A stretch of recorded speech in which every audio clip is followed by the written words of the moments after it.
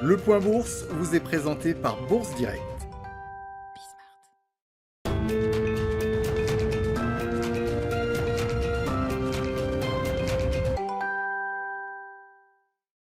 Bonjour à tous, la tendance est en légère progression ce matin à la Bourse de Paris alors que les investisseurs attendent aujourd'hui la publication des indices PMI en zone euro ainsi que l'indice ISM aux États-Unis, des indices qu'ils vont découvrir tout au long de la journée.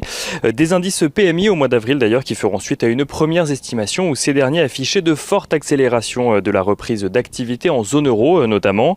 Aux États-Unis, les investisseurs ont également en tête les propos du président de la Fed de Dallas qui constate des excès et des déséquilibres sur les marchés financiers alors que l'immobilier est lui à des sommets, une situation qui lui fait dire qu'il est impératif que les taux d'intérêt soient remontés avant 2022.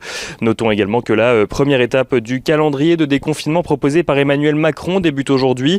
Les déplacements sont à nouveau autorisés en France et les collèges et lycées réouvrent. Du côté des valeurs à suivre aujourd'hui à la Bourse de Paris, on note tout d'abord que les immatriculations de voitures neuves reculent de 25,4% au mois d'avril.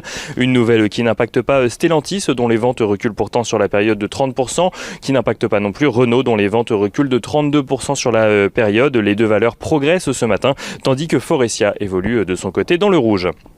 DBV Technologies annonce de son côté une trésorerie à 152 millions de dollars au premier trimestre, un niveau plus faible qu'il y a 3 mois, mais qui devrait suffire selon la biotech à financer son activité jusqu'au second semestre 2022. À noter également côté valeur toujours que Bonduelle publiera ses résultats trimestriels, mais ce soir après la clôture de Paris.